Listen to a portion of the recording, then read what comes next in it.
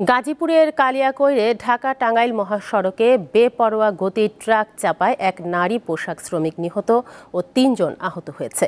এ ঘটনায় সড়ক অবরোধ করে বিক্ষোভ করছেন শ্রমিকরা।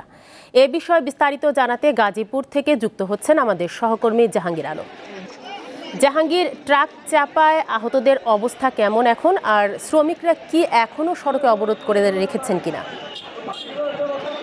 জি তানিয়া, দুপুর 1:30টার দিকে মূলত আমরা যেখানে দাঁড়িয়ে আছি ঢাকা টাঙ্গাইল মহাসড়ক সংলগ্ন বিশ্বাসপাড়া এলাকায়, পাশেই রয়েছে স্টার্লিং ডিজাইন লিমিটেড নামের একটি কারখানা। এই কারখানা থেকে শ্রমিকরা বের হয়ে লাঞ্চে গিয়েছিল। লাঞ্চ থেকে ফেরার পথে আসলে টাঙ্গাইলমুখী যে রুটটি রয়েছে সেই রুটে পারাপার সময় একটি ট্রাক তাদের চাপা দেয় এবং চাপা দিলে ঘটনাস্থলেই একজন শ্রমিক শিরিনা আক্তার নামে একজন শ্রমিক মারা যায় এবং মারা যাওয়ার পরপরই শ্রমিকরা রাস্তা অবরোধ করে রাখে। যদিও শ্রমিকরা দাবি করেছে তাদের আরো একজন শ্রমিক মারা গেছে, আসলে পুলিশ নিশ্চিত করেছে একজন মারা গেছে।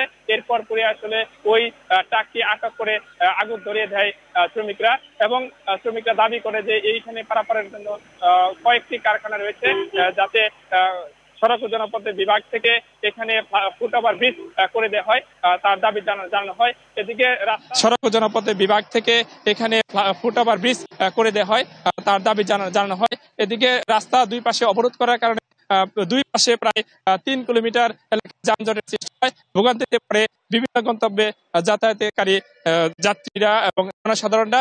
পরবর্তী সময়ে প্রায় 3 ঘন্টা পরে মাত্র 10 মিনিট আগে আসলে সেনাবাহিনীর সদস্যরা ঘটনাস্থলে উপস্থিত হয়ে তাদের রাস্তা থেকে সরিয়ে দিয়েছে এবং যান চলাচল কিছুটা শুরু হয়েছে এবং সেনাবাহিনী কর্মকর্তা আশ্বস্ত করেছেন যে অতি দ্রুত সময়ের মধ্যে যাতে এখানে শ্রমিকদের পারাপারের জন্য একটি ফুট ওভার ব্রিজ নির্মাণ করা হয়, সেই আশ্বাসের ভিত্তিতে আসলে শ্রমিকরা রাস্তা থেকে সরে গিয়েছে এবং ট্রাকটিকে ফায়ার সার্ভিস যে আগুন জ্বলছিল সেই আগুন